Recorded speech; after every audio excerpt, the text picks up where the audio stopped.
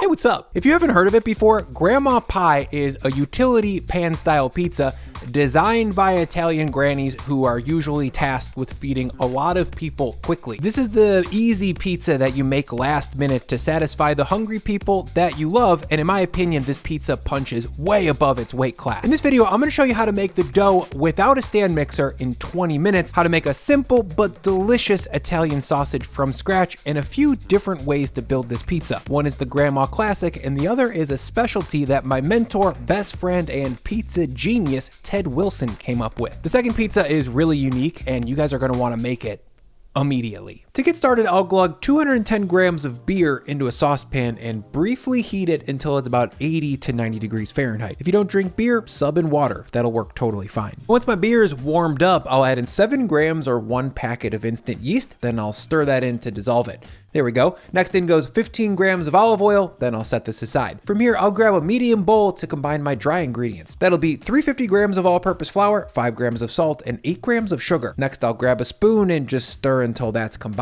Now the beer, yeast, olive oil mixture goes in, then I'll grab my sturdy spoon yet again and stir this until it all comes together. I just want to get this stirred until the wet stuff gets soaked up by the dry, basically. And once the dough is looking shaggy and I can't stir anymore, I'm gonna come back with a soaking wet hand, then jump in and squeeze and knead the dough right in the bowl until it's more fully formed. Once the shagginess has turned into more of a Play-Doh-like texture, I'm gonna flip this out onto my cutting board where it's a little bit easier to knead. And I'll give that about 2 minutes of back and forths, and pretty much any force that you put into the dough at this point counts as kneading. Roll it, push it, fold it, whatever. You're gonna be linking up the glutens inside regardless. I call this dough ready when it can be tugged with a reasonable amount of force without tearing or shearing. Oop, it tore a little bit at the end. Doesn't matter, this is going in a sheet pan. What about a stand mixer? Well, that'll work totally fine. Just throw everything into the bowl and mix on medium-high speed until the dough looks kind of like this. Again, you want it to stand up to a firm tug, but the margin for error on gluten development here is huge. Now the mixed dough goes into a bowl to rise for 20 minutes, or however long it takes to prep the toppings, which usually isn't long.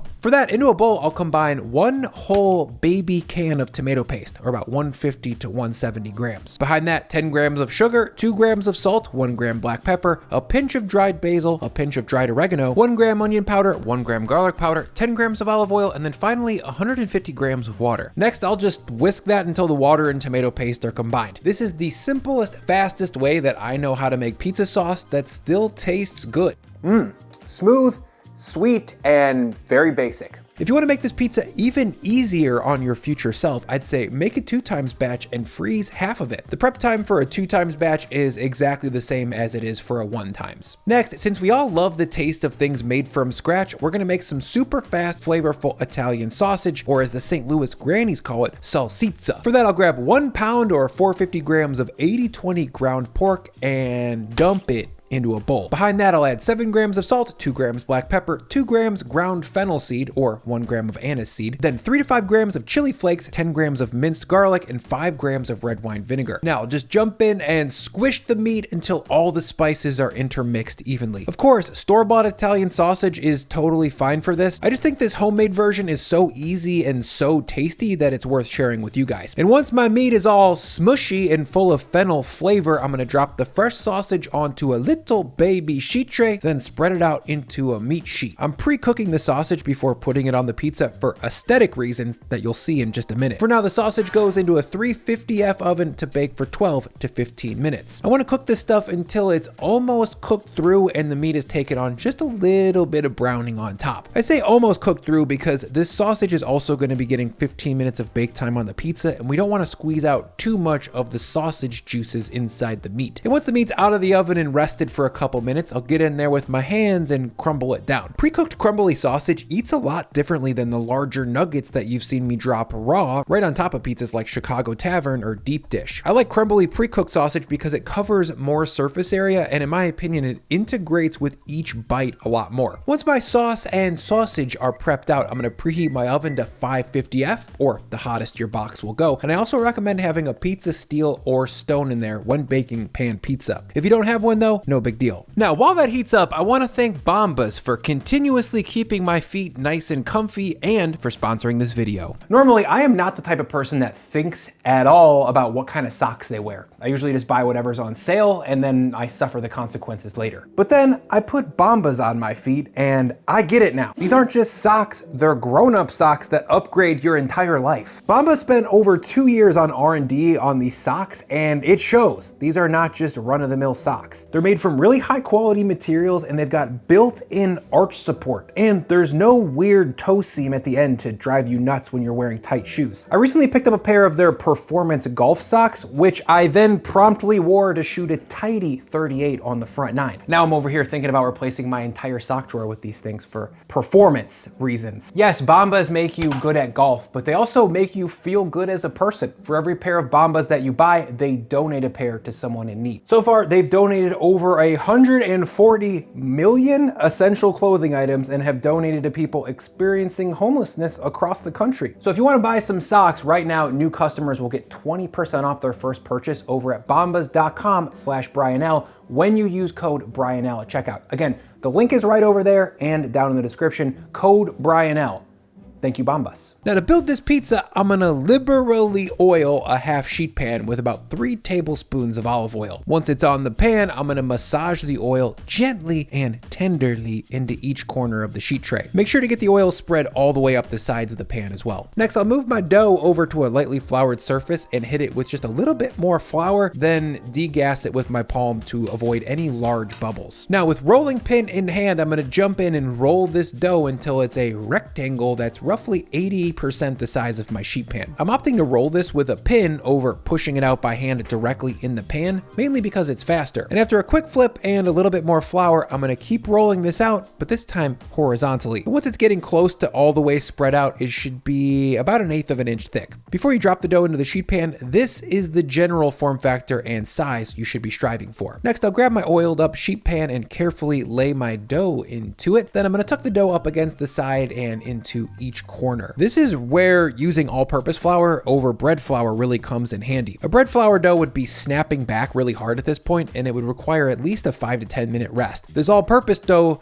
is very submissive. Okay, once this dough is spread out into the pan, I'm gonna pop any bubbles that might be coming up underneath with a fork. Then I'm gonna use that fork to dock the pizza all over the bottom at least 40 to 50 times. Docking helps prevent large bubbles and keeps the crust in contact with the pan during the bake. Next, I'll drop 10 to 12 slices of full-fat aged mozzarella cheese stacked about 3 slices tall and 4 wide. I got my cheese at the deli counter and I asked the gal who sliced it to make it thin, which in St. Louis means about 1/16 of an inch. Once I get to the edge, I'll drop little half slices to make one even layer of mozzarella. Then I'll grab a second cheese, which is sliced provolone. I love prov here because it brings some added sharpness that you don't get with mozzarella, and it has a really nice cheese pull, which is important for YouTube thumbnails. Once the cheeses are down, I'll grab my sauce and drop it down into 2 large strips that are about 4 inches wide. By the way, this is exactly how Detroit style pan pizzas are sauced, and it's great because it provides a lot of contrast to each slice. Some bites are gonna be saucy and sweet, and others are gonna be all about cheesy sausage. Speaking of sausage, I'm gonna crumble on almost all of the sausage that we just cooked and smushed. The 1-pound recipe that we made, it does make a little bit more than you might need, but if you're a meat lover, I'd say use all of it. I usually save a little bit and then use the rest for a breakfast egg scramble type thing. Lastly, I'll shake on a big hit of grated Parmesan cheese. Go for the gravelly grated stuff over the feather shred for sure. And once this pie is all dressed up, I'll load it into my 550F oven to bake for 13 to 15 minutes. Pause for the satisfying time lapse here.